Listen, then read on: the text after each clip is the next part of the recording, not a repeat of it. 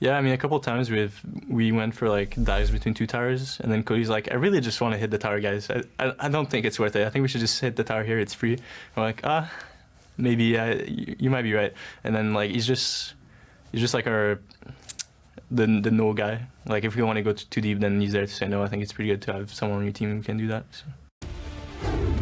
Hello and thank you for joining us for our final game of the day, which pits Echo Fox opposite Clutch Gaming. We're going to start by jumping right into the players taking to the stage. On the blue side, it is Echo Fox, but not as you know them. In the top lane, Lourlo. In the jungle, Panda, both coming up from Academy. In mid lane, Fenix. In bot and support, it is Apollo and Hakuho. And of course, their coaches, Song and Tyler.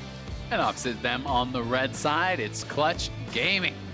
In the top lane, Huni. In the jungle, Lira. Mid laner, Damonte. Bot and support going to be Cody Sun and Vulcan with Coach Xayah. And last week, Clutch Gaming switched back to their high-risk, no-engage comps, but actually played them really well. Yeah, I mean, they kind of played these early game comps where they had to win early to get advantages and really be able to force things. And both Huni and Damonte did just that. They had a great early game. You know, Damonte in particular, as a calling game, was incredible. And, you know, Clutch has actually ended up chaining together some very impressive early leads. You can see they have some of the best early game stats in the league. They're only behind Team Liquid as far as goal difference of 15, and they are tied with Team Liquid as far as first tower. So most people point to you look at the best team in the league, well, they have a pretty damn good early game. They just need to kind of clean up that sort of style and be able to close out the games better, and they could be a terrifying team. Certainly could, as we'll see how much this version of Echo Fox can handle Clutch as they bring in a new top half of the map into this matchup. Yeah, Lourlo back in, Panda back in, and most people will know Lourlo. He has been a mainstay in the LCS for a long time. But some people will be surprised to see that, you know, Solo is being subbed out, when I think most people had been pointing to Solo as the best performing member on Echo Fox. Lourlo, though, coming in, and, you know, we'll get a crack at Huni here today. Panda also, we did see him a little bit last split. He had some strong individual performances, but they weren't able to close out any of those games. So, you know, looking for a better performance here now in summer. Yeah, we'll see what happens here. Maybe Lourlo has some sort of preparation. Maybe they just wanted to bring Panda in and thought that Lourlo's synergy was a bit better, because again, there's no restrictions with these players. A lot of them are NA players here on the Echo Fox Academy side. So whatever the decision is, Echo Fox at 1-5, clearly trying some things with their roster. Yeah, and I mean, the same thing was true for 100 Thieves, right? Swapping things around. Sometimes, you know, what is not working, you just need to change things up. You just need to see if you can change the attitude in the team, or if you can change, you know, the momentum kind of that you have at that given time. It certainly has worked out for 100 Thieves. We'll see if it can work here today for Echo Fox. Bans, though, almost complete here for Phase 1. Rumble, Sejuani, and one more to go there for Echo Fox. And Karma and Yuumi continue to pick up bans as well.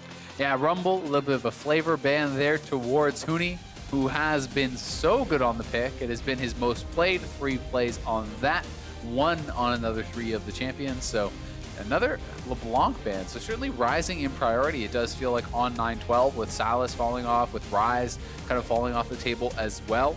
You know, another champion has moved up to take that priority, and thus far it seems like it is LeBlanc. And debating the last ban Azir, here, wow. Scrag says Azir, who's received a lot of bans today. There's not very many in Phase 1. Yeah, I think especially when you're going up against Fenix, he's known for his Azir. That's when it is in meta, you don't want to let this guy play it. It has been his signature champion for so many years. You know, even way back on the Team Liquid days, and certainly making some plays that a lot of people will remember. Lourlo going to be getting his hands on that first pick, Aatrox. We'll see what Huni has here in store for us as the answer. Well, no Sejuani defeating with an Aatrox. That was actually part of the Lourlo and Panda's Academy win yesterday, so they are actually playing through the weekend. They'll also potentially be playing on Sunday tomorrow, as they are one of the teams in the showcase. However, Clutch going to take Irelia here. Great champion for both their solo laners. Again, we talk about how much of this team in their strong early game is attributed to both Huni and Damonte's individual prowess, so picking the good champs for their lanes, always a good start. Yeah, it will be interesting to see where it goes. Neither of them have actually played Irelia thus far this split, so first pick here for Clutch. They're going to be grabbing themselves a Lux. Likely will be support for Vulcan, but Damonte did play it once already. Did have quite a good game on it last week in a win, I do believe. So, you know, certainly something they have to watch out for and kind of give that respect to. This could be Damonte's pick already, or he could be still saving that for later in the draft. Nautilus as well as the Olaf and the Aatrox. This is a run-at-you team. If I was Clutch, I would be taking or banning away Sivir. I don't think you want to give away that pairing. I think Sivir is so incredibly good with that style of composition for the speed up. We'll see where Clutch is going to go. They could just go for Lux, Sivir bot lane themselves, which we just saw CLG using. Also could be going for something a little bit more safe if they wanted a more defensive AD, but I really do like this, especially taking into consideration the style that Cody Sun plays, which generally is farm it out in lane, look for the late game team fights. That's where he generally shines. And it's a denial pick, kind of from the opposing team and also from their composition. Yep, speed up your teammates that all want to dive, which is all of them except him, and then team fight nice and safely as you kind of farm up softly but slowly there for Cody. So I like the pick as well. That it does maybe mean that Lira will be pushed down for a few junglers, but we'll find out in a moment as Kalista actually going to get banned away. Certainly something that has traditionally been pretty good into Sivir. Yeah. I like to get that one off the table. And also, if you're looking for full integration, if you're looking for engage, Kalista is certainly someone who can do that. Utilizing the ultimate throw in the Nautilus, going to give you even more engage, and also someone who can really follow up very well on that Nautilus engage. If they were wanting to target more aggressive ADs, you could look for something like the Draven or the Lucian. Those are two who certainly can pick up the pace and really try to play aggressively. They will take Lucian off the table. I think that makes a lot of sense given their kind of line of reasoning here with the Kalista ban. And Echo Fox, one more ban, likely to try to just knock down Lira. They want to be banning out things that are good matchups into Olaf, trying to set up Panda for success here against Lira. And will be Trundle taken off the table. Remember, you can pop your ultimate, but the pillar can still block you out of a fight. So that is one of the things that they really kind of want to avoid. Olaf also can struggle and kind of put himself into a bad resist situation when Trundle ults you and then you pop your ult, which gives you negative resist. So that can allow the Olaf to be focused down very easily. I wouldn't be surprised to just see something along the lines of a J4. Yeah. That seems like a pretty reasonable pick, and we'll be getting locked in here for Lira. So everything pretty much, I think, according to plan thus far. We just need to find out what the rest of the picks are going to be here for Echo Fox. I do feel like you want to play aggressively. You want to be going in. And you could use something if you want more speed ups along the lines of an Orianna. Ooh, I forgot about this. Okay. It was left up. I actually completely missed that it was not banned so far, but not going to be picked. Yeah. I guess teams just deciding that they knew we weren't going to play it, so there's Xayah potentially joining the Nautilus, or maybe joining Rakan. Yeah, very unlikely. I mean, Nautilus hasn't been played mid lanes for a very long time. Really. Yeah. It was kind of getting some popularity there, but not even on MSI main stage. So AP Neeko, this is team fight. This is like, really feels like all it wants to do is kind of run at you and try to get advantages there. You could play a little bit more side lane theoretically, but very likely going to be AP Neeko. They have a lot of forms of engage. If you can get up on top of them, lock them down with the Nautilus. You have the Feather Root for follow-up. You have the Root as well from Neeko for follow-up. So certainly a lot of power there. Going to be the TF though from Damonte. So instead of just kind of going at their opponents and trying to match power with power, this feels like more you're trying to 1-3-1. You're trying to spread the map, deny Echo Fox from ever having that 5v5 by simply making them answer waves, and having the Lux, the Jarvan, and the Sivir for constant wave clear in that mid lane seems very powerful. And if you want to try to make sure that Irelia, can get an advantage against Aatrox, well, now you have Jarvan, a strong early ganking jungler, as well as Damonte, who post 6 can jump up to that lane and really try to get things started. Yeah, very curious to see kind of a different look here for Clutch. I think still power in the hands of the right player. Damonte has been one of the better performing members of Clutch, arguably the best performing actually, given the games they've played so far. But this is not, something like an Akali, some sort of really heavy, flashy playmaking champion. Twisted Fate is very impressive, but you're much more about controlling the map and the pace of the game rather than just diving in and trying to kill a carry. Yeah, certainly the case. Maybe super late game, if you get very strong, you can try to pull off that sort of a play with Lichbane and so on. There is also the possibility that we do get the style of build that Bjergsen brought out, which was kind of the AD on hit, the Triforce Rapid Fire for the additional range on that gold card. You can go that sort of style if you want to hard commit to the side lane. It is going to be Klepto. And I have been seeing people often do Klepto with that sort of style. Yes. Does not preclude it from being AP, but I do have a feeling that we might be getting that ADTF.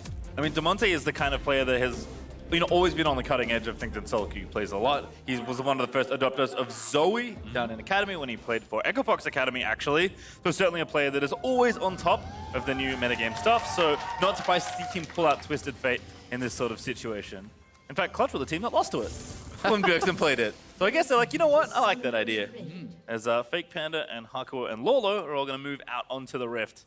See if Echo Fox can try and find a bit of momentum, a la 100 Thieves, and maybe a level 1 invade, get him at least get Huni's flash out of the deal. Yeah, and that is really good, being able to put Huni in kind of this difficult situation already. This is multiple games today where we have seen this heavy commit to the top side invade, simply walking up there. We saw how well Viper actually handled that with just an early ward in his Tri-Brush and then just backing off, playing it very defensively.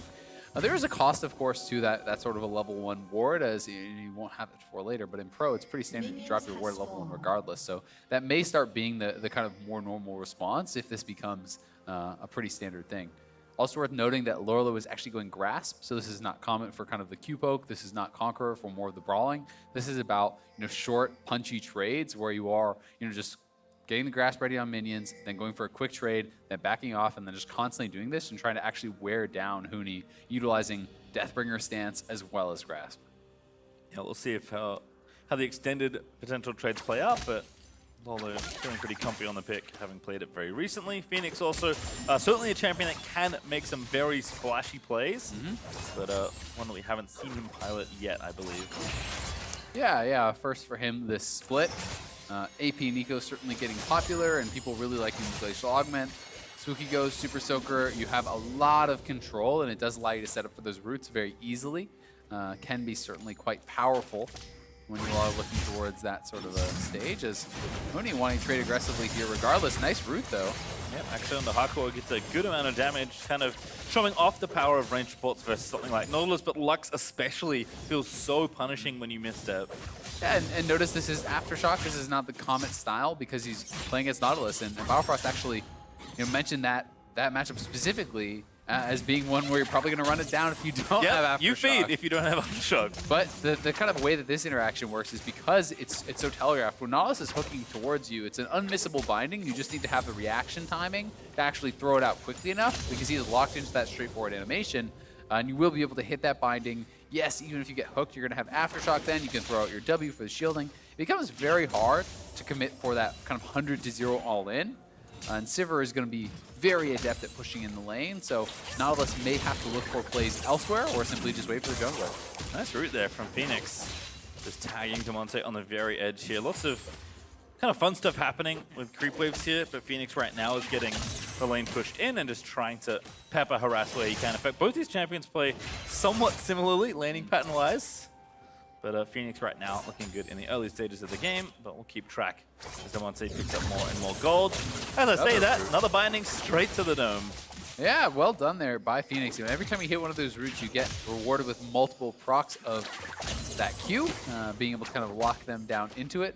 Both junglers starting to hover around this mid lane, but it is a Panda actually going back to base. We'll see if Lira wants to make any sort of move. I think both junglers may just be resetting unless Fenix can kind of be baited into walking to the side of the map, but that would be a pretty big mistake if he walks too far over. Pops the W though, and now Damonte actually might be able to turn it back around. Gold card ready, forcing the flash. Good route though, Fenix reads the situation nicely. Yeah, Phoenix, I mean, still though, like, having to actually use that flash, I would say is a fairly big mistake when your jungler is not there around mid lane. You have no vision on the top side. You have to expect that the jungler is there, right? So he kind of got a bit greedy trying to chase for what I think was him thinking, all right, I'm going to get a big 1v1 advantage, but he lost track of where's Lira? Where could Lira be? And as a result, he has to blow his flash.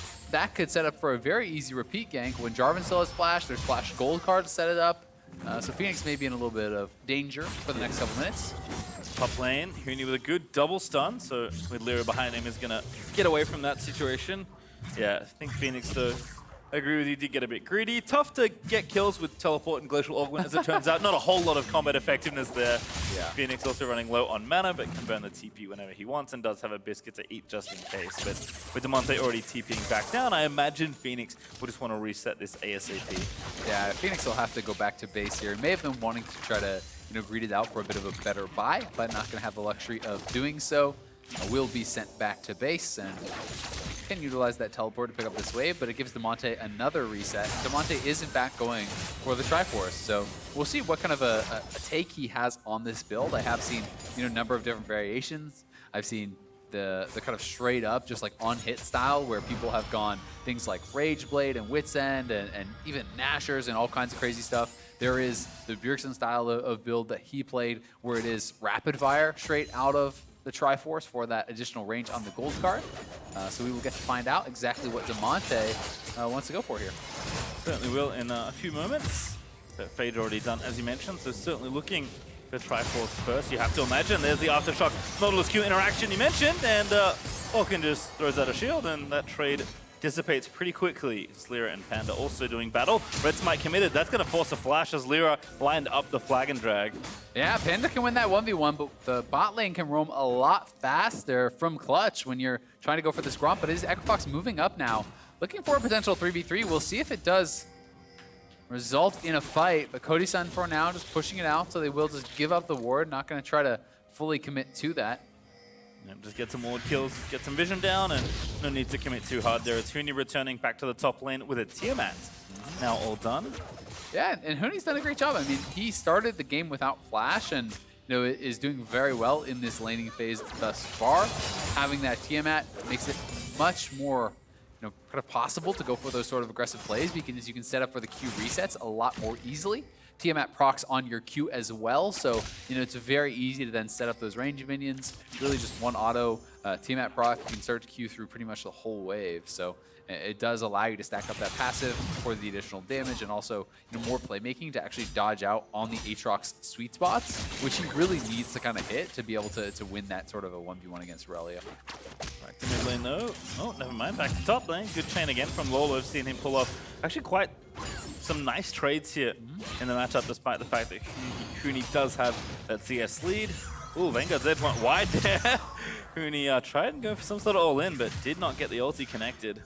Also, I'm a little surprised. I actually just checked. He's only been able to proc his grass twice this whole game. So certainly not getting the most out of it. You know, when you do go for grass, but it is mostly for laning. You want to be able to stack this up, and now 3-man dive coming in. Again, gold cut happens, but he actually buffered a Q to knock up Damonte. Great. There's the stun in onto Lourlo, but Lourlo going to live back. He's going aggressive, gets the grass proc there, dashing back towards his turret as Damonte lining up the gold cut again. Looks at the kill, is there? It's first blood over to Lira. Honestly, pretty well played from Lourlo. Not able to survive, though. Not able to actually get out of there as the 3-man dive does come down. I don't think he could have played it too much better, but now multiple plates going, and that is the kind of dive where it makes you just want to leave the game as a top laner, because you just TP'd back, you got killed under turret, so not only, you know, do you give up that kill, you lose all of his CS, so he's going to lose multiple waves. He lost 2 turret plates. You are so far behind now in the 1v1 that it starts to feel really doomed. Yeah, gold lead-wise, it's actually 600-ish. Up for Huni, as I eyeball it there. Yeah, but 700 plus, you know, that's a pretty big deal. Significant. Like, yeah, and here is the dive one more time. You know, pretty well handled. That was actually a great Q buffer onto Damonte. This is honestly the only reason that Lourlo didn't just straight up die at the very start. He's even able to get a trade of flashes out of Lira in a 1v3. Another great Q buffer onto Damonte as he takes aggro, which forces his flash out. So he does get multiple flashes before dying in the 1v3. Don't think he could have played it too much better. But here on the bottom side, trying to TP up to support him. Flash binding from Vulcan. He must have known he was in the brush, but he didn't have a ward there, so he must have seen him walk into it, I do believe. Can you see the TP flash? I can't remember that I'm not part sure. either. Maybe he might. It's a very good point. He may be able to actually see that out Ooh, of flash root pop, blossom hook. See you later, Damonte. Hakuho able to claim that with the aftershock. Yeah, that is a critical binding, though, from Vulcan. Had Apollo actually arrived there, maybe they're able to turn that around and get multiple kills. Either way, another kill going their way. And now they're able to take down Damonte as Fenix is able to make good on his first ultimate. So, you know, both mid laners now kind of grabbing a kill for themselves with that. Vulcan barely missing the hook, but the depth charge after the root is maybe going to be enough. Certainly so, as Panda with the reckless swing able to take down the support locks. Yeah, Aftershock, not enough to keep you alive through that. They do get his heal as well. He just gets burst down. So now Cody Sun, with his support going down, knows the possibility of the roam coming in is very dangerous, so he has to back off and give up some of this farm as well as potentially some turret plates. Yeah, kind of, I guess, somewhat of what we expected here. as Fox are looking to take over the top lane, specifically in this matchup. Bot lane, I suppose, has been good for Apollo and Hakuho, at least as far as CS goes, but Sivir certainly looking towards that mid and late game, so I think not alarm bells there just yet for Clutch. No, I think the top lane is really what's most concerning for Echo Fox, and the fact that Huni is this far ahead. Lourlo quite far down as far as farm. He's losing turret plates. He got 3-man dove, and that really did kind of put him out of it. I don't think that it's like he's absolutely doomed. It's not like he can't come back. The team is actually ahead in gold right now. They're up a kill, so certainly you're just kind of relying on you playing safe and your teammates making plays elsewhere. Sivir late game is very strong, but Apollo is ahead in that bottom lane right now, and Xayah has really good scaling and playmaking too. You have lots of great ways to engage, so they do have the possibility of kind of starting out fights, and they're going to group 5 and just move towards this Rift Herald to try to utilize their power right now. And Fox at least trying to take advantage of the objectives here as Lira gets hooked up by Hakuho. That's going to give them the Rift Herald over, but now they got to get out of there. Damonte threatening to gate in, but does not go for it. Vanguard's edge hits Hakuho, but that's actually missed reset there for Huni as a result. Now unstoppable Panda does go down to Huni. Pop Blossom not quite able to connect as the rest of Clutch look to collapse. A good ult there from Apollo as Lourlo tries to slow down the rest of Clutch, but Lira, undeterred, does get rooted up. Fenix with a massive 3-man root as the team continues to try and run away. Lira commits a smite. Now maybe a turnaround here as Lira too far forward gets picked off by Lourlo, and at the end of the day, it's only a 1-for-1. Yeah, the 1-for-1, but they also grab that Rift Herald, and now TPing straight to bot lane is Damonte, who wants to try to shove this in and get some turret plates here for himself. It looked like Clutch was going to be able to get more out of that chase, but Hakuho turning around, hits the passive root, setting up for a root as well from Apollo, and Lourlo comes in with the Q, so they do trade back a kill. And we'll see what they can get done with this Rift Herald. There's 2 minutes till turret plates go down, so they would love to try to cash in on that. Yeah, also note, Panda did get the Cloud Strike after the dive in top lane, which is the objective I was alluding to earlier, but again, they get the Rift Herald. It's just getting out that proves to be the problem. Yeah, exactly. As Hakuho kind of warding Lira away to secure this. The TF ultimate is popped, but you see all 5 are grouped up, and Huni goes in. Ultimate only connecting on Hakuho, though, as Panda had a great sidestep. You can see that Huni kind of kiting back, not able to actually land this ultimate on anyone from Fenix, and then it's full-on retreat here from Echo Fox, just running straight away. Panda had gone down. So low in health was Fenix, but he lands a 3-man root, and then Lira stepping forward. Hakuho turns around, the feathers are set up, passive root into that pullback, into the Q from Lourlo, and they are able to knock down Lira. Nice dunk there for Lourlo at the end to get himself a kill, as Herald is spawned here in mid lane. Looking to get those plates and maybe even dive the turret here. Twisted Fate, not great in a 1v4 tower dive. No, Vulcan is coming, but he's in trouble. Depth charge happens. Damonte going to be forced to flash away. Has the gold card ready, so that will deter the dive between the 2 turrets, but tower's still low. They're going to look to get at least this 4th plate here. Chili able to grab it. Gold goes over, and there is a Mountain Drake up as well, so Fox going to head down there. Yeah, and they are going to be able to get the flash off Damonte, so that is very nice, but Huni looking like he is pushing for this first turret. It should be his. You can see that Lourlo's just backing off. He knows he can't actually contest Huni right now, and if you try to defend that turret, Huni can finish off the turret, then potentially go for you. Panda going to be in retreat here on the bottom side, but they're going to be pushing up, and Echo Fox picking up quite a few turret plates in these last couple minutes, but they're still pretty far down in gold, largely because, TF passive plus the Klepto plus the advantage for Huni on the top side. Yeah, I mean, Huni's lead is starting to get very scary. He's approaching 2,000 gold ahead in his 1v1. He got the first turret bonus gold and all the plates out of the turret in top side, and Fox couldn't commit to either finishing mid lane or taking the Mountain Drake. So the map's actually reset a little here, but Huni just reaped the benefits while his team kind of dealt with whatever was happening in mid lane. Fox are now back down here trying to get vision and take a stab at the objective, but Huni wants to, he can TP down and try and force something. Yeah.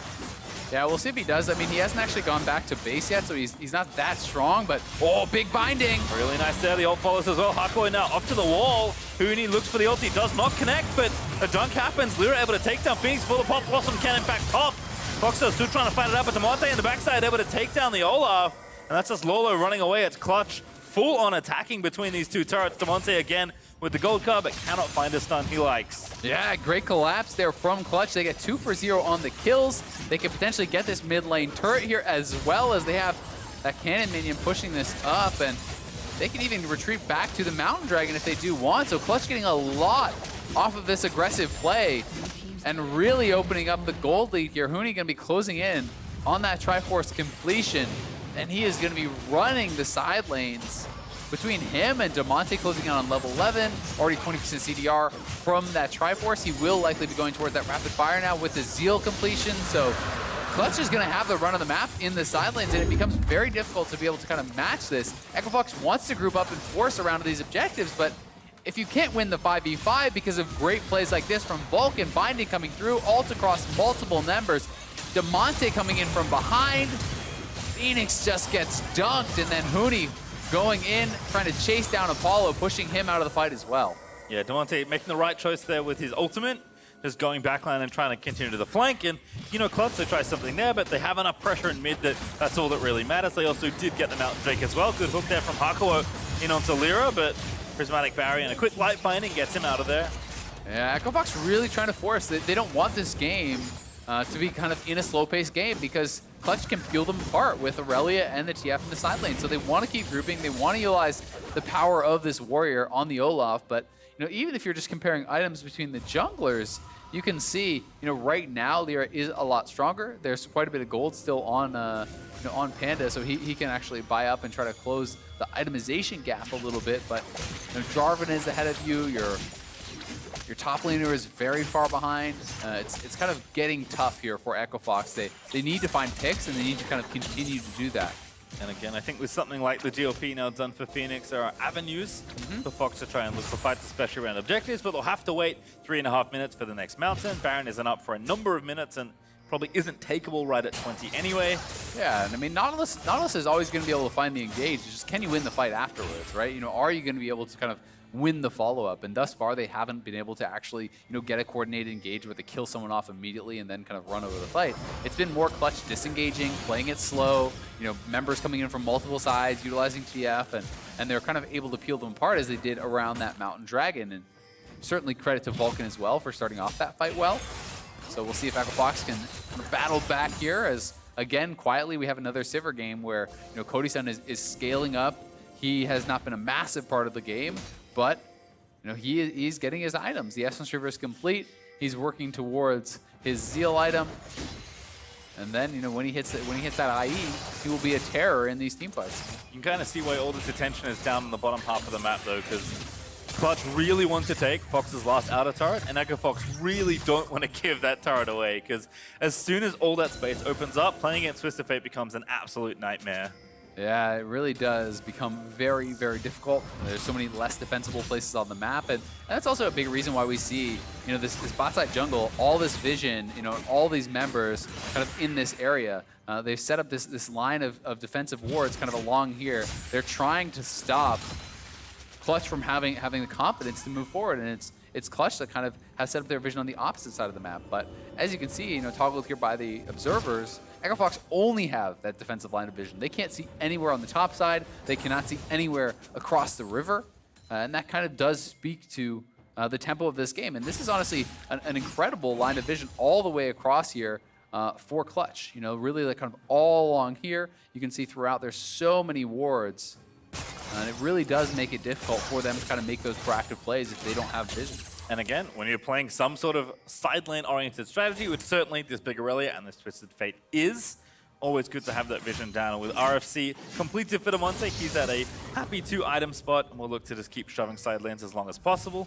Yeah, and one of the cool things about Rapid Fire Cannon is it allows you to get gold cards on carries without exposing yourself as much, right? You know, traditionally people talk about the flash gold card as Huni's actually standing on a ward here, so EchoFox may want to go for this. Ooh, straight in onto Apollo. Oh, the burn dodge! The Feather Storm, but the depth charge onto Huni. They'll get out of there as the TPs come down into the bottom side of the map. Great route though from Apollo. Going to take down Damonte in an instant.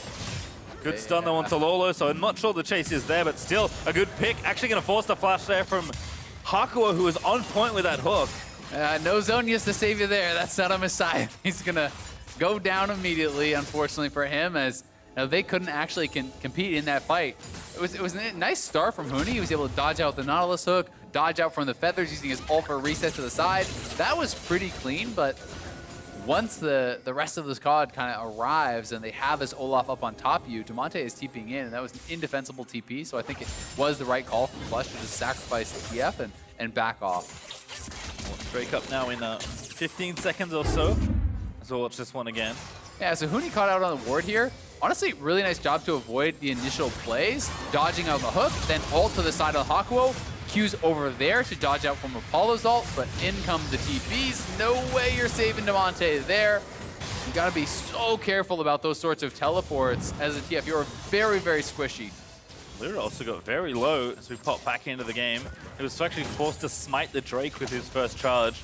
But Damonte just gates into the mid lane, getting a bit of vision first with the ulti. Yeah, I think Clutch actually want the dragon, but this is tough with Lira sitting that low. You know, he can kind of get one-rounded by some of these champions. I mean, I would want the Drake if I was playing this kind of comp. We're going to split push around the map, but Fox going to make them fight for it here. Hakuho looking for a hook, finds a minion. Can always threaten again with the ulti, which is back up. But again, Clutch is looking to push this back out. They might try and find a fight at Big Vanguard's edge there, but Lira already so low. We're going to get finished off here. Fenix actually going to pop the bomb off and shut down Huni. And that's going to be Lira dead as well. Fox now on the chase, looking for Vulcan. Does burn the flash, gets out of there and light binds just to make sure, but that's 2 free ones there for Fox. Yeah, I actually can't believe that Clutch engaged. I mean, you want to be playing side lanes with this sort of a composition. They went forward with Lira having no health. Huni is kind of diving 1v9 into the back line, and Lira basically dies before he's able to get anything done whatsoever. That is not really, I think, the way you want to play out this sort of composition. You want to have the Sivir and the Lux and the J4 just stalling in the mid lane. You don't need to risk it all for a Mountain Dragon, right? You know, maybe if it's a Baron, I understand trying to take that fight, but just send your guys to a side lane. They're so strong right now. Huni will certainly win the 1v1 against the Aatrox. You'd push them up, you make them answer the side lane, then you collapse with the TF ult. That's how the comp works. Yeah, it feels like Clutch are trying to force too many 5v5s like this one. Yeah, I mean, the waves are even in their favor in the side lane. You know, they don't need to push for anything. It's a great initial ult from Huni, sure, but look at Lira. He's already out of it immediately. Huni diving forward is not going to have his dive buddy there. He almost admittedly does take down Fenix, so it was well played by him, but you know, without the additional damage coming through from Lira, they don't have that kind of oomph to try to knock someone down.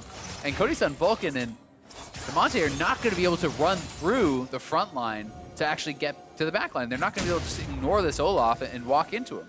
And these are the, you know, the worries of the Clutch where the top players, when playing well and playing aggressively, look very good, but we've heard that Cody's kind of the guy that says no on this team. Maybe gonna have to speak a little bit louder. Yeah, I mean, there's I think a couple times this game where maybe a no would have helped, but they do commit to it. They do get punished a little bit, but they are still in a pretty good position.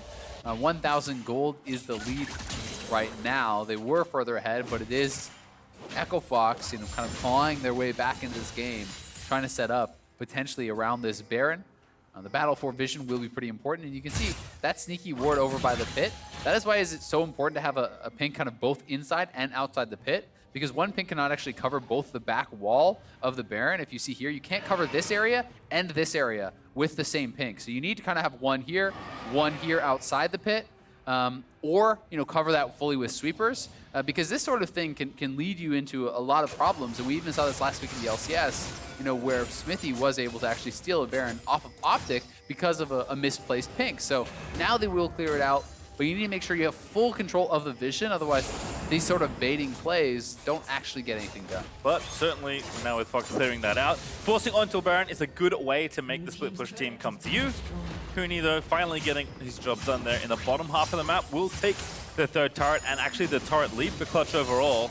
But this is kind of where your comp starts to play. I think they would have liked to have these towers knocked down earlier, but you can still now enact the game plan that you have drafted. Yeah, you certainly can, but because Echo Fox are maybe closer than they were a while ago, Echo Fox still have the ability to start an objective and try to force you to come to them, and now they're looking for an engage. What a hook from Hakuho. Good slowdown. It started off by the Olaf, and Apollo is collecting kills here as Lira now going to be the next one to be locked up. Cataclysm goes, Feather Storm saves Apollo, and that's a double kill there for the Xayah. Yeah, really well done from Echo Fox.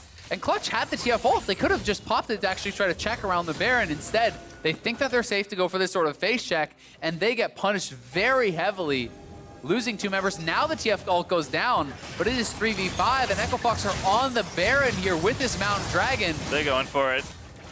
They are low, though. Oh, what a hook from Hakuho. Hot Blossom instantly death from Fenix into the Zhonya's fine to start on the end of it all. But Cody Sun actually into the fight, able to take down He's Fenix. shredding them. The ricochet's massive. Damonte picks up the kill on the other end. And in a 3v5, it's Clutch that find the kills. 4 for 0 in a 3v5. They're chasing onto Huni, ignoring Cody Sun on the Sivir. And Cody Sun just shreds them. Echo Fox just threw away the Baron. Clutch are going to be in such a strong position now, and Echo Fox have got to be kicking themselves. Here comes Lira, not even needed to secure the objective. It's Cody that grabs the last hit as Clutch out that fight. Yeah. Here it is one more time. So, you know, they have the TF ultimate available. They don't elect to drop it. A hard engage comes through. They get the first kill onto the support, then a great ultimate over onto Lira, chases him down. He tries to turn for a kill, but not quite enough to finish off anyone on Echo Fox. Then they go to the Baron. This is a good move from them. You know, they have the jungler down. They're fairly low on health on a couple members, but they can make this sort of a play happen. They decided to go for the turn. They look here for Huni, but the hook right around the corner, buffering out onto him, but they're ignoring Cody Sun. Watch Cody Sun here. He's sitting on the side, ricocheting through the whole team as you chase through the corridor onto Huni. What is that? What is that targeting? That's a Sivir. You can't ignore him. He's so strong now. I mean, like, maybe just tunneling on Huni because Yeah. he was the one that was winning in the early game. Certainly, I think, looking back, not the target they should have prioritized, and Clutch will take it. They're up so much gold now, 5K ahead, with the Baron power play numbers just ticking up and up. Yeah, I mean, that's probably the straw that broke the camel's back here, as Clutch is looking in full control at this point. They do have such a strong kind of split push style of composition as well. 3 items done on Huni now. He has a GA. The IE going to be coming through not only soon for just Damonte, it's on Damonte almost, but it's going to be on the Sivir here as well. So both these guys are going to be ridiculously strong. They're TPing in for the flank. This could be the final fight. Finding good onto Hakuho, but Fox going to try and turn it back around. Fenix looking for the ult. He does find Damonte at least, but Huni diving into the backlines as Lourlo going to tie up Vulcan for as long as he can. Lira with the Cataclysm dives in, but the Featherstorm pulls back into so much damage to it. Huni just cannot be stopped. He's got the GA. He's diving in onto the members of Echo Fox. He started carrying the game, and it looks like he's going to try and end it. Yeah, that should do it. They have the minions. They have the Baron buff. It's just Panda alive. Barring some sort of heroics, it's a 4v1. They look to close it out. Good luck, Olaf, as Clutch gonna take down Nexus turret number 1 and 2, and Fox, one mistake, and Clutch punished them to the absolute maximum, taking down the Nexus and taking down the win. Yeah, Clutch able to add another one to the win column here. Now 4 and 3. After a bit of a slow start, they are bouncing back very strong, and I mean, they can be happy with that result, certainly. You know, it wasn't the absolute cleanest of games for them. There were some things that they think they're going to want to fix up. But, you know, when Echo Fox made that mistake around the Baron Pit, they punished them so incredibly heavily, and they were able to close it out very cleanly from there. Certainly a really impressive game, I would say, also from Huni.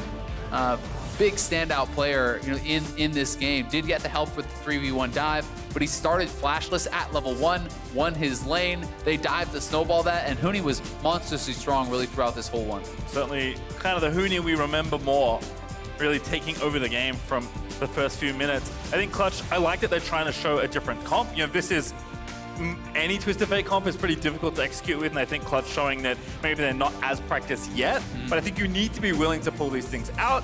You need to be able to willing to show you can play different styles, and while they may have team fought more than I would expect from your average Twisted Fate comp, they certainly did make it work with that very nice call around the Baron especially. Yeah, they definitely made it work, and you saw that they had, I think, a lot of the fundamentals down. I think that it was just, you know, some little mistakes or some little things where maybe they overforced in a 5v5 where they could have stayed in the side lanes a bit more and tried to kind of win the game a bit more methodically.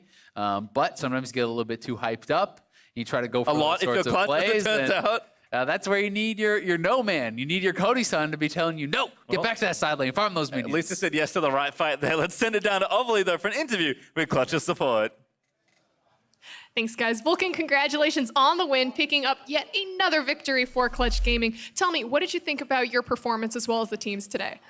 I think I played pretty poorly. I got caught twice, and it was like pretty big mistakes. But then Huni was like really mad for some reason today, and just absolutely carried hardcore.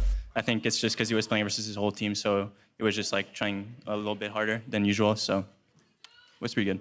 I like that. You get like the little Huni buff. But I want to talk to you specifically just about support Lux right now, because we've been seeing a lot of different builds, a lot of different people experimenting with masteries. Biofrost picked up Comet in the last fight. We saw you pick up Aftershock. What do you think about this champion and her versatility right now? Yeah, I think she's definitely really good because she can push wave really easily in early game and then have priority that way, and she scales really well as well. And the fact that she's versatile is also a big plus, since she can go Aftershock if she's scared of getting one-shot in team fights or anything like that, and go Comet for extra damage, or like Guardian for extra survivability for your ADC. So definitely a really, really strong pick right now. And today we had a lot of battles between the kind of the tie for first place. We did have a huge clump of teams, but you're only a couple of wins behind them. What do you think about Clutch's position to try to catch up to the top teams? It's definitely better than last split. Last split we were like, after 3-4 weeks, we were 2-6, or yeah, 4 weeks. So being like +1 win right now feels really good because we're in a much better spot to go into playoffs. So. Awesome. Well, finger crossed for you and the rest of the team. Thank you and congratulations again. And for more of the game, let's hear from the State Farm analyst task. Thank you very much, Avali. The win comes through for Clutch Gaming over Echo Fox after making a substitution, both Lourlo and Panda coming in for that squad. They seem to continue to struggle here, at least in finding their footing for who they want to play, as a few of our teams here in the LCS are still looking to find their identity. Yeah, and I mean, for Echo Fox, this comp is generically good. It's a lot of power picks. It doesn't have a like supremely focused win condition, unlike Clutch Gaming's, who is go top with TF and snowball the Irelia, and that's exactly what they were able to do. It's a tough first match for Lourlo. And it's actually a pretty easy to execute composition out of Clutch Gaming, which is something that we've always wanted to see out of them, and they do a great job here with the Lux catching the binding. And this part, you know, mechanically, I'm gonna question this stopwatch out of Panda. Not sure if it was needed. You usually want to save that for a later time. But other than that, it's Clutch Gaming. Somehow, this is the play that actually won them the game. They got caught. And then Fox decides to go for a Baron, which results in Clutch Gaming turning her around and just winning off it, which is just bizarre, because Xayah was flipping out, being like, you're ignoring the Sivir. You're ignoring her completely. And short-range ADC standing next to all of you. No one's even looking. Only one axe, and then he walks the other way. It's also the thing where you can just get the Baron. You can force them to walk into you.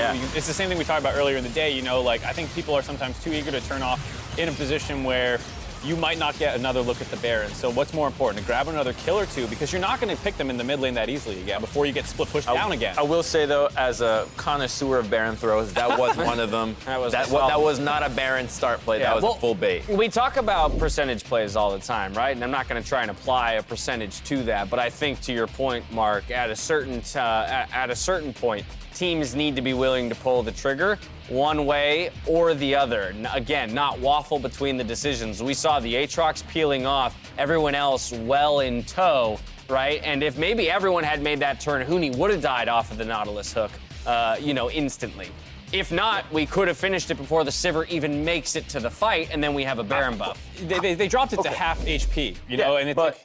Right, you know that TF has spotted you. You know that they're coming. You know that Irelia has got ult. You know that you're in the pit and your tanks are squishy and that Sivir has AoE and you've got no one that can jump her right away and the leader. That's not going to work out. I disagree. I think you can actually grab that Baron with how fast they were doing it. You have pretty strong Baron DPS at that point, and there's no smite to contest. You can send someone out there to try and distract them. You have Pop Blossom, you have Neeko tools. I think they have a couple tools to try and force the Baron out, and especially against a split push team, because you heard Xayah in the cast kind of freaking out that they were not focusing on split pushing. They kind of were agreeing to these 5v5s. But if they focused on the split push, you don't really have the tools to stop the split push.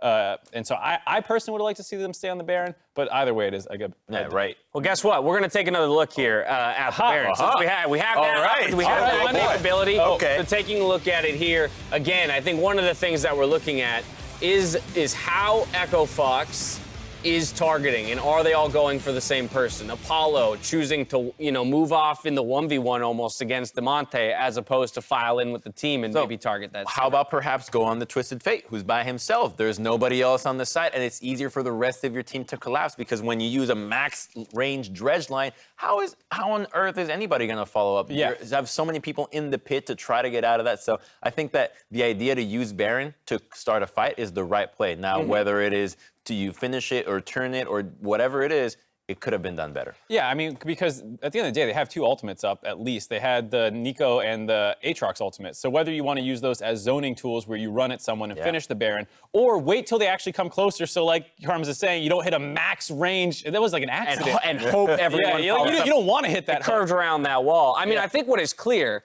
is that Echo Fox understood that that was a winning moment, right? The movement to the Baron after those picks in the mid lane showcases, hey, we know we are in the driver's seat in this moment, and that we, 1, either need to take the Baron, or 2, need to turn and fight, right? But, you know, as you move up the standings, you can kind of see that one step further in thinking for every tier up you go, where maybe that's as far as Echo Fox thought, whereas a team like TL would have made the decision on the way over to the Baron about how they would respond to a team looking to defend it. It's true, like the little step ladder of like, all right, once you get the pick, what do you do? Once you are at the pit, what do you do? And there's actually like 20 layers to this entire situation. So stuck on layer 1, though. I mean, the fact that we're debating it when Shows that there was no easy call. Yeah, right. The fact that we're split after watching it 2 or 3 times shows that it is more difficult than we sometimes give credit for. I will admit that this Clutch Gaming squad does excite me, and I think what Vulcan was talking about a little bit there in terms of some of that fire we saw from Huni in this game, beginning to recapture maybe some of those sparks of what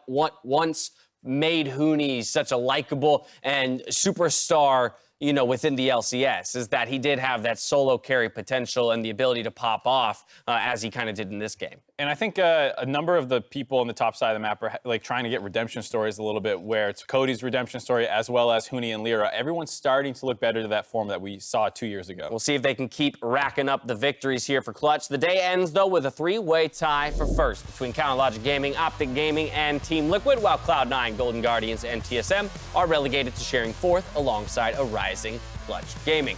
We'll see how y'all fared, though, on the predictions today. Woo! Squeaked by with 3-2 in your predictions. Probably most confident in those 2 middle games after the substitution came through for Optic. I was like, those are locks.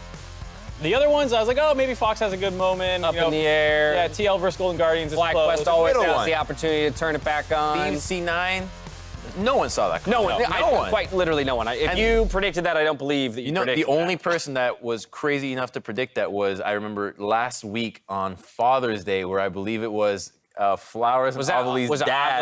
Saw it coming. They're like 100 Thieves. They're on the rise. Wow, my goodness. Well, either way, it's a very important victory for that squad, especially over a team like Cloud9. Cloud9, we'll see how they recover tomorrow. Sven Skaren in, Blabber staying in. Who knows? We'll see who can shake up the standings with our games tomorrow. Things kick off with Cloud9 versus CLG, Golden Guardians versus TSM in Game 4, and then later in the day we have Contracts and Olay, who will compete against one another in LCS Cooldown. Just before the Academy Showcase, Echo Fox Academy versus Clutch Gaming Academy. Taking a look at those matchups tomorrow, which ones jump out to you? First one right away, C9, CLG.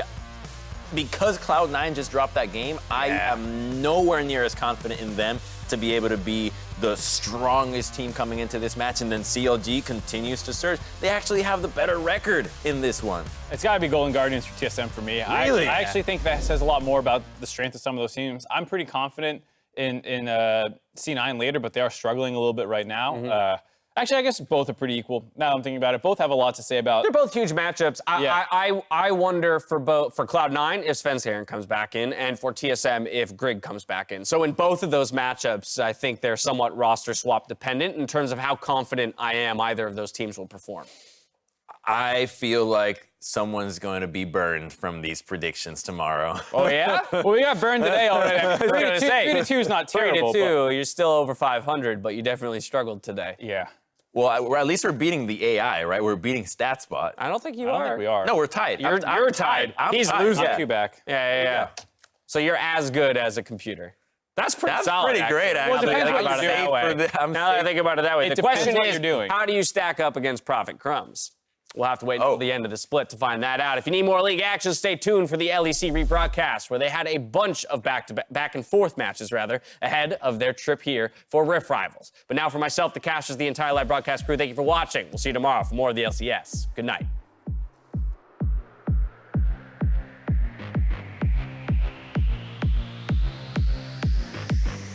In Medios, you wanted some changes?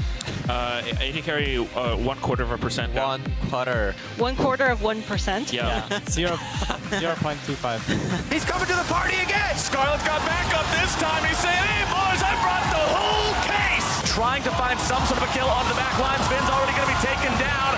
Scarlet, man, he is unstoppable! Finish. We don't need to fight. Let's go! GP, pretty. Yeah, he's dead. I go Nice. Impact's almost going to be taken down, but Core JJ keeps him alive only for a moment. Core now going to be brought very, very close to death. Just end, guys. My KDA!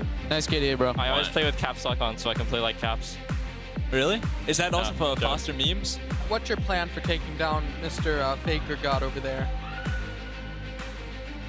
What? There's the Impale Ruin getting low, but he spins around that button. Oh, the shield! Oh, with the shield! Healed down as well! A little bit low, Root in the front side gets wiggly down. A good old there from Babelta, but he's going to get melted down. Power of Evil. Mounting. Nice note. Careful, Neeko. Neeko This is very good. We can Baron if you guys kill him off. Nice. As long as he can, Lira with the Cataclysm dives in, but the Featherstorm pulls back into so much damage to a Huni. This cannot be stopped. He's got the GA. He's diving in onto the members of Echo Fox. He started carrying the game, and it looks like he's going to try and end it. And they still have their jungler on the map here. They're going to look for it. Bang looking into it. Oh, Great he went doing dead! this! Zayzel now going to get knocked up. He switched the spell. Now Bacon's found the takedown. Goodbye, the rest of Cloud9 and Hollow 100 Thieves. Whoa, save. I stop bot. 2 times. The tower. Or champion. The championship, brother.